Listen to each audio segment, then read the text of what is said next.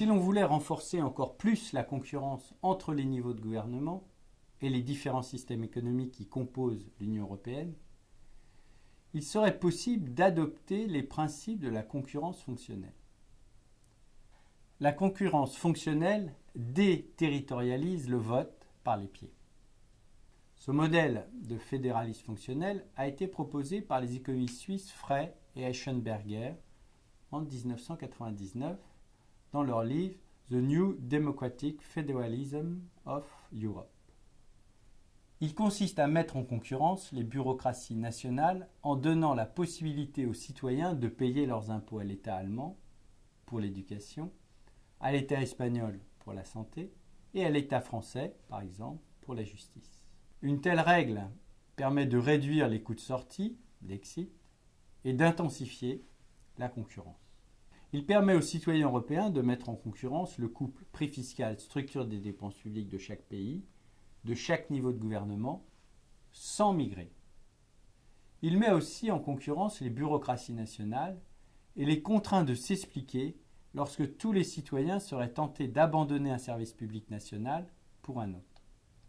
Ce type de fédéralisme lève ainsi le monopole géographique ou territorial de chaque État. Il établit de nouvelles frontières entre les États qui sont mis dans la situation des firmes. Ils produisent des biens publics qui répondent à une demande. Ils sont en concurrence pour avoir la confiance des citoyens qui sont les seuls à pouvoir dessiner les frontières de chaque État. La frontière n'est plus dans ces conditions le résultat d'une histoire militaire, mais de la taille du marché de chaque État. Le monopole territorial ne peut se reconstituer alors que si tous les habitants d'une zone géographique adhèrent par contrat au programme politique de l'État national dans son ensemble. Dans le cas contraire, les territoires de chaque État se superposent. Chaque État se fait concurrence sur la qualité, la quantité et le prix des biens publics. Le fédéralisme fonctionnel conduit donc à la formation de nouvelles juridictions à géométrie variable où le principe de subsidiarité domine. Un tel fédéralisme ne peut cependant se mettre en place que si une décision constitutionnelle est prise. La Constitution doit simplement admettre qu'un citoyen français puisse déduire de ses impôts le montant affecté à l'éducation de ses enfants si ce dernier choisit un autre système éducatif, l'allemand, l'italien ou l'anglais. Une telle règle a l'avantage d'utiliser l'information véhiculée par les choix des agents et de mettre à côté du système électoral un système de vote par les pieds sans coût de sortie qui oblige les États à tenir compte des préférences des citoyens s'il ne veut pas être absorbé par les autres États. Ce type de fédéralisme conduit aussi les citoyens à mieux s'informer sur les alternatives et les choix politiques des hommes politiques, puisqu'ils pourraient les sanctionner directement par leurs choix.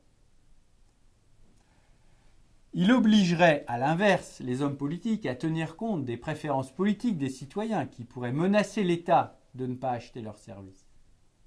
Un gouvernement qui ne peut plus empêcher la sortie est en effet plus attentif à la voice qu'un gouvernement en situation de monopole. Évidemment, ce type de solution écarte les solutions purement privées. Rien n'est dit en effet sur la concurrence que les firmes peuvent engager avec les États. Est-ce que des firmes privées peuvent produire de la justice, distribuer des diplômes d'université, soigner ou construire des routes privées? La question est de savoir s'il ne faut pas aussi accepter que les citoyens puissent choisir un service privé. Autrement dit, s'il ne faut pas accepter la mise en concurrence des services publics, cette fois, avec des services privés. Le fédéralisme fonctionnel doit donc aussi statuer sur le monopole attribué à chaque État, monopole de la justice, de la défense, de la police par exemple. Il faut ensuite s'interroger sur les stratégies que mettraient en place les bureaucraties de chaque État national. Les États face à cette menace de sortie sans mobilité pourraient en effet chercher à se défendre en passant des accords qui leur permettraient de se partager le marché des biens publics.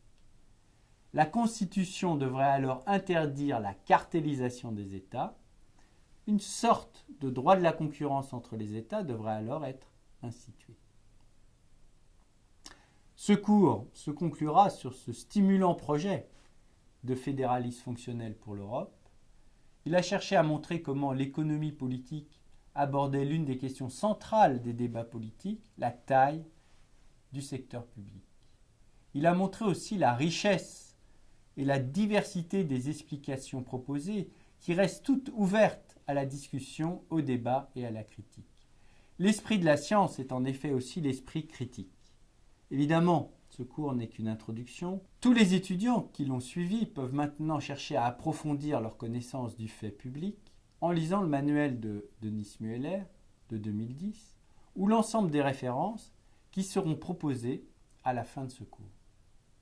Merci d'avoir suivi ce cours qui, je l'espère, a éveillé votre curiosité.